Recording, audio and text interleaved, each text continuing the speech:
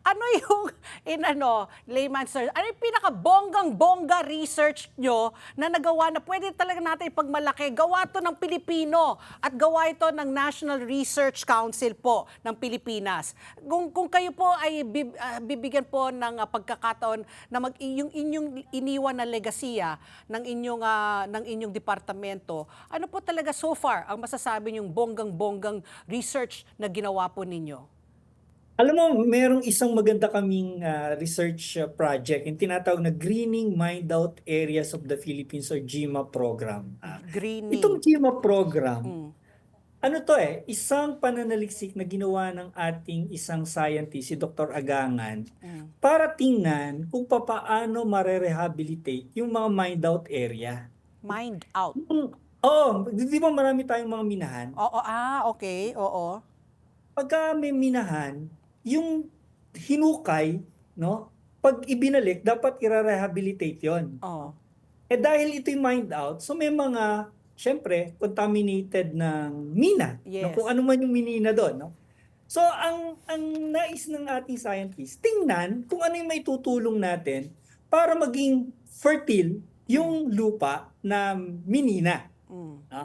So, nakaisip sila o pinag-aralan nila yung lupa at napansin nila may mga tumutubong halaman. Mm. No? So pinag-aralan nila yung halaman, nakita nila meron palang kakayahan, no, yung ilang mga mikrobyo para labanan yung minahan, Oh. no? At maging fertile yung lupa kahit Fertile. So papano. na-convert. Oo, naka-develop sila ng tinatawag nating microbial technology Okay, na oh. oo, kung saan yung dahil dito pag inilagay mo yan sa lupa, Mm. pwede ngayong labanan noong mikrobyo na to. Mikrobyo siya, Oo. na yung mina, yung chemical at saka yung Calcia. iba pang mga Nakapatay, nakakasira nakamatay, sa yes. lupa. Okay. Oo, Oo. para ngayon, ito ay mataniman. So, Ay. tinest namin to sa una sa Marinduque, Mm. tapos doon sa copper mining doon. Mm. Tapos sa Surigao, Mhm. tapos sa Benguet, sa Cebu, Mm. at ngayon nasa Zambales kami. At Ah. lahat ng area na to, Oh. natataniman na ngayon ng maganda. Oh, very Magandang good. halaman. Alam mo ba Oo. yung sa Marinduque, pag pinuntahan niyo yung mined out area doon, Oo. para na siyang forest. Oo. Dahil Very tumubo na na. yung mga puno doon. No? Ayun, Tumubo na okay. yung mga puno doon. So, Mm. ngayon, sa Zambales ngayon, inadapt to ng isang mining company. Mm. Mm. Hindi ko lang babanggitin kasi, syempre, Yeah. Oo. Oo. pero, ang maganda dito, dahil dun sa inception, no? Sa inception pa lang nung programa, kasama na yung mining company na to, Mm. nung ating partner, SUC, Mm. no? At dineploy na yung technology dun sa kanilang opisina at sa dun pinakita sa kanila, Mm.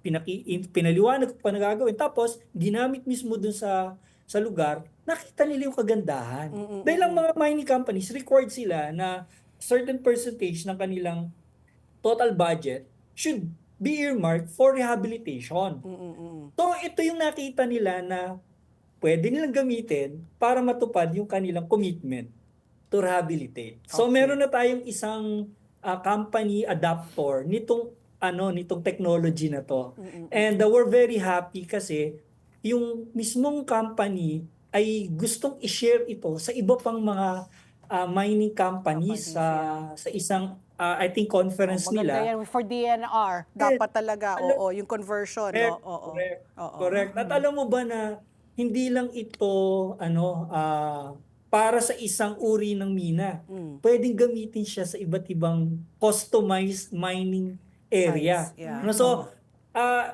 it's a protocol now that is being Adapted kumbaga na. deployed sa iba't ibang mining. Sites. So we're very happy about that. Okay. And another thing, no, meron kami tinatawag na policy research. Mm.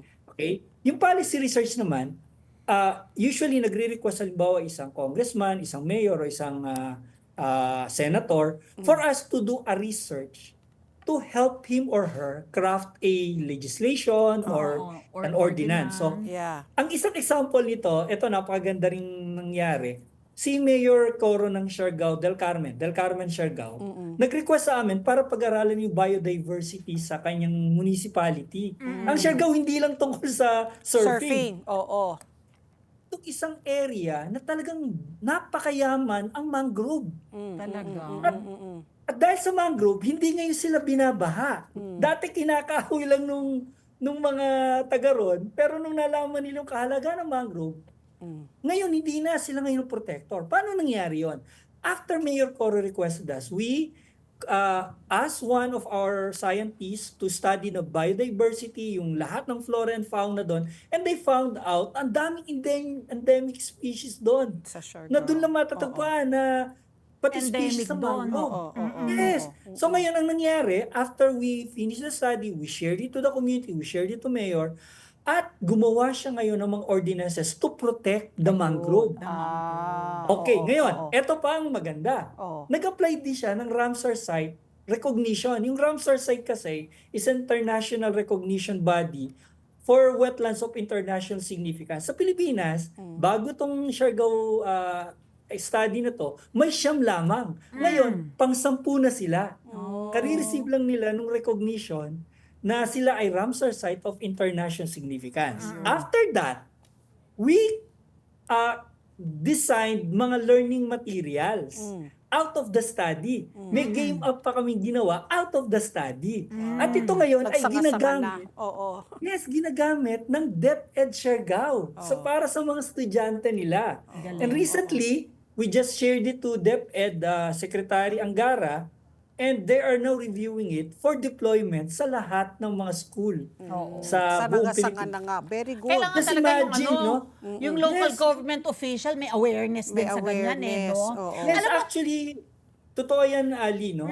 Yan yung aming goal talaga to share not just the NRCP but the whole DOST's services kasi ang dami-dami namin Possibilities. ginagawa Maaaring para gawin. sa pamahalaan, para sa mga community na hindi na nagagamit. But right now, alam mo, with Secretary Rene, Oo. talagang we go to the region. Let's get together. Sunday 25. Sunday 25.